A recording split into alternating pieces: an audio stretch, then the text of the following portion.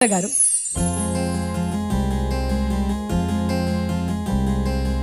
ఎవరు రాయగలరు